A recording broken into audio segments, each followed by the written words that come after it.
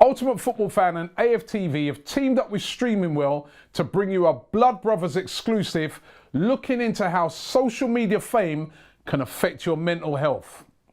We want to emphasise in this film that it's okay to talk about mental health and to reduce the stigma around it.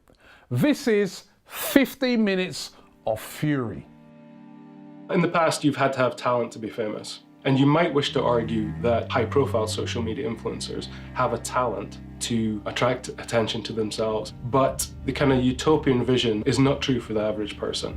You know, becoming famous quickly is not that different from, say, a car accident or losing a loved one. It's rapid change, it happens fast, you're not in control. All of a sudden, bang, everybody knows who you are. It just escalated, like, beyond all belief. It was too much to take in at one time, you know. Social media opens yourself up, and that has positive and negative consequences. To go after my children, my family, how I look, how I appear, and their sole objective is to, I'm gonna throw you off today. You know, social media started as a way of trying to connect with people. It's doing the opposite. It's leaving people far more isolated. Me personally, if I suffered from depression, I wouldn't actually tell anyone. It is an issue in football because we all think we're so macho. We just don't talk about these things. If it's okay to show your emotions at the football and to talk about it there, how about in your everyday life? I wanted help, I didn't get it, and I got onto the motorway. I said, oh, I just want to walk across this road and just end my life.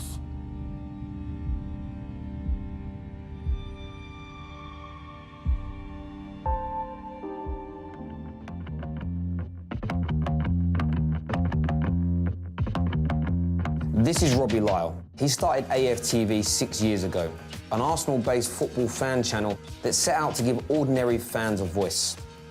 AFTV has become known for its fearless, passionate, and sometimes controversial conversations. And that includes talking about the stigma of mental health and the impact that social media has on mental well-being. It's complex, it's messy, but it needs to be heard. When we first started doing the videos and stuff like down here, nobody knew who I was. So over a period of time, you've seen the growth. For some of the other guys, it's been probably a bit more instant because they come onto a platform and sometimes you come on there and all of a sudden, bang, everybody knows who you are. When we're talking about Hollywood stars, they have what is often referred to as cultural intermediaries. So they have people to manage their affairs, they have people to train them in how to deal with the media. In terms of social media influencers, they desire fame without perhaps knowing what that might entail. So I started the kind of YouTube stuff, as it were, just after the 2012 Olympics. For 3 or 4 years, I just did dip my toe in every now and then. The last couple of years of where I've really gone full-time, and yeah, it's been quite fun and quite interesting. Yeah! I've been going to Arsenal since 1986-87 season. A few years back, social media starts to become a big part of life. I literally just bumped into Robbie after a game, and it was the first ever time that I'd ever seen something like this outside a stadium where you could voice your opinion. 2013 season, we played Swansea when the views went really up. Not acceptable. It's just not acceptable. This performance was a disgrace. All these things come up. It was good and it made me feel good. Put me a bit in the spotlight, but which I wasn't very used to. I wasn't used to all that. It just escalated, like, beyond all belief.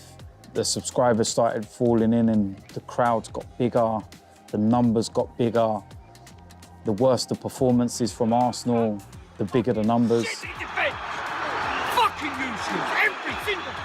Doing this was never about being recognised or about fame. It was just about trying to create a platform for people to have open and honest conversations about football. So it's nice in a way because it's good to know that people enjoy your work, but equally it can be a slightly intrusive at times as well.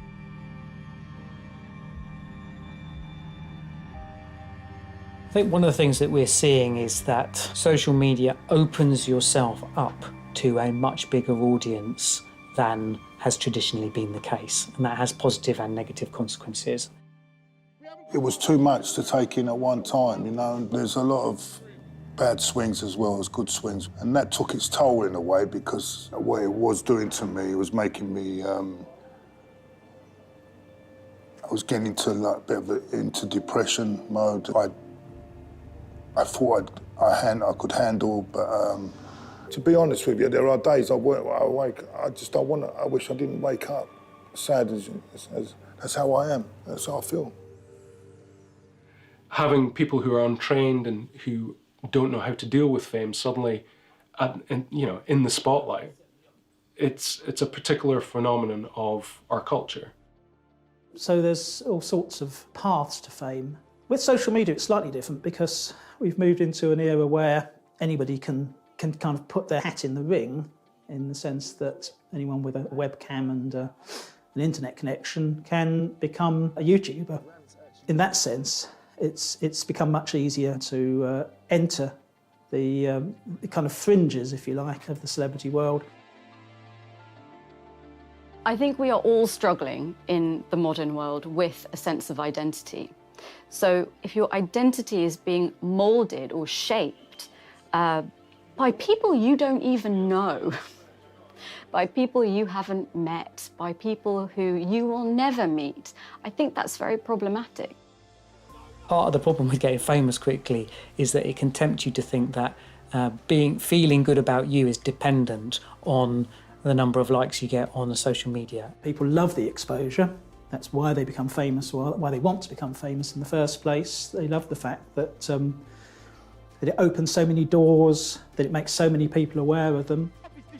I would say my persona online is controversial.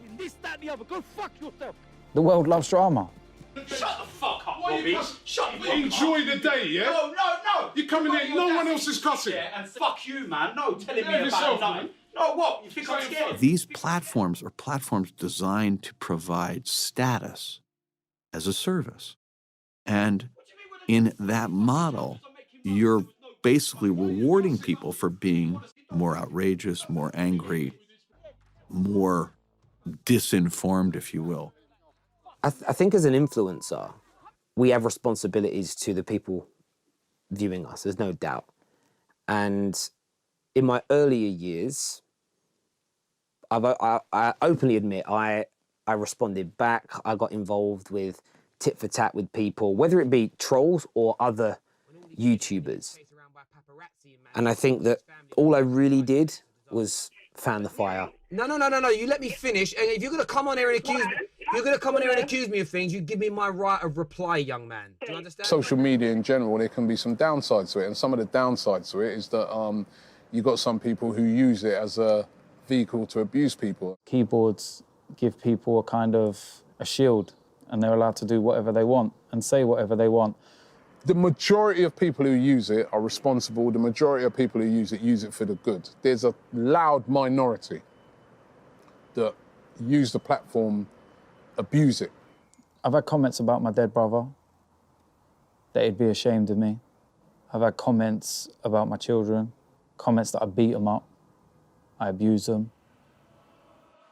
DT's a really interesting case in this because he receives more abuse probably in a month than I've had in the last 4 or 5 years.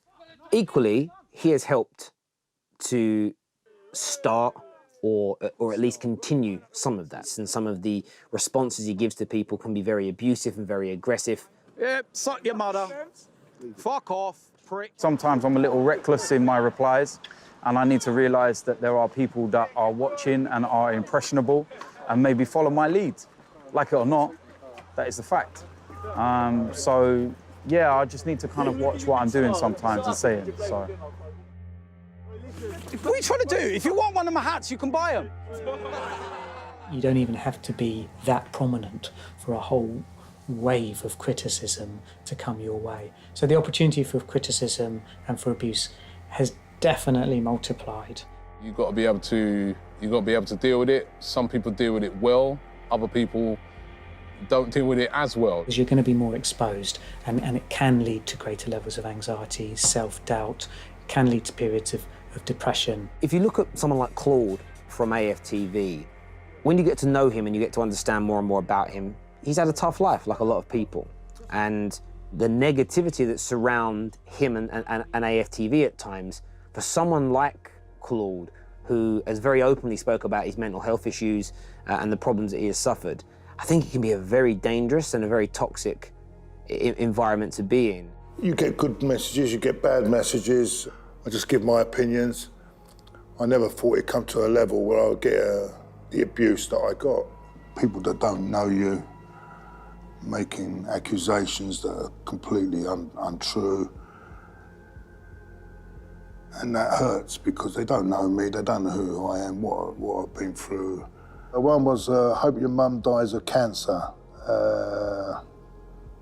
When she'd already died, that hurt me a bit.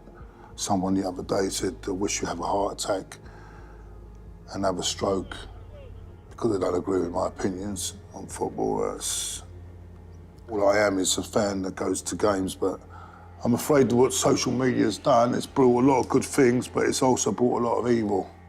The bit that concerns me the most is that a lot of the individuals that goad and attack and pull on the threads, as it were, of your weaknesses to try and make you fall apart, I think they know what they're doing. When I see the kind of trolling that takes place around football influencers, I think there is something about masculinity there. Men know how to express anger, but then they struggle if they feel sad.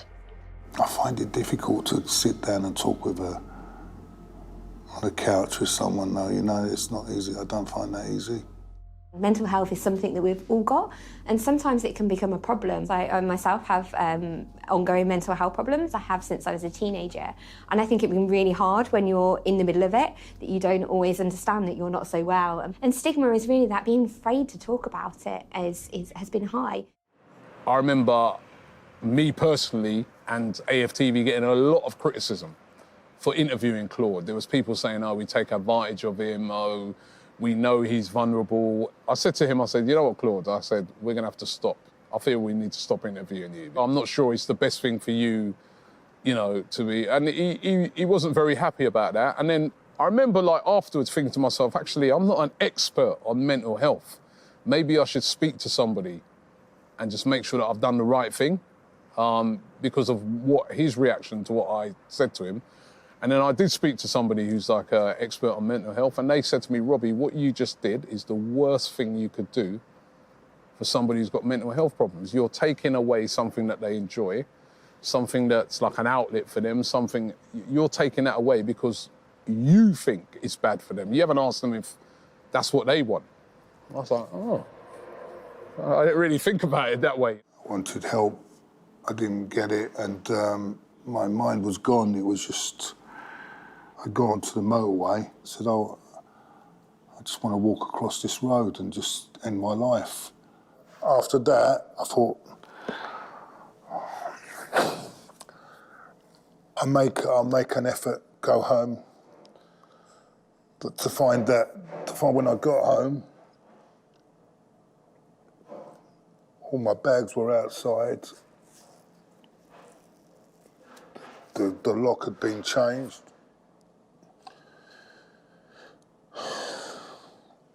And my daughter didn't want to see me anymore. And it's 3 years down the line, it's still, we haven't made any contact. I miss my grandchildren. I've not.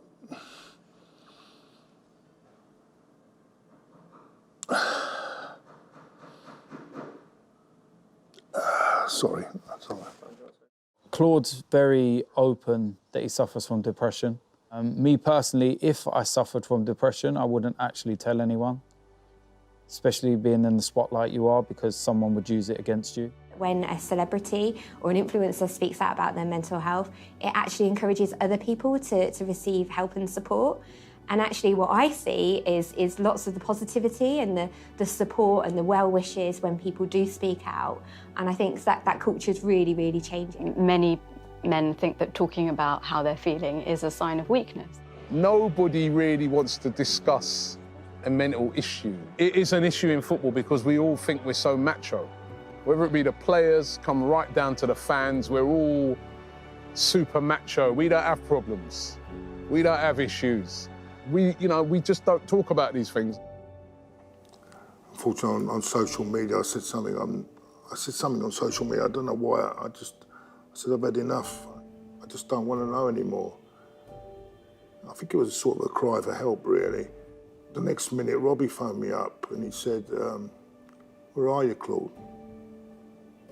He said, "Don't do anything. Let's have a chat." And we had a good chat, and I explained where I am. I explained all my problems. Sometimes just talking about it is what stops that from escalating into something worse. So we really got to learn to talk, and football is a thing that really brings people together, particularly men. We know 75% of fans that go through the turnstiles are male, and we also know that men are often underrepresented in mental health services. And obviously that's a real worry. Everyone has mental health. So it's an area that we want to do more work in terms of having those conversations for everybody, but particularly with men. As far as I'm concerned, social media is a tool for the good. You know, it's given a lot of people a chance to have their voice.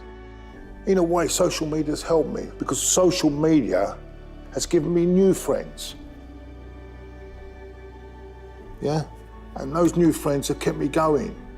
If it's okay to show your emotions at the football and to talk about it there, how about in your everyday life? Football has the highs, the lows, the emotions when we're winning, when we're losing, and I think it's a real opportunity to harness change.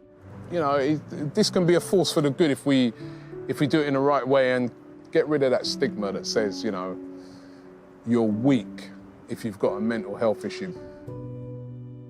If you or someone you know is suffering with mental health problems, please contact the following trusted resources who will be able to help. Don't feel ashamed, you are not alone.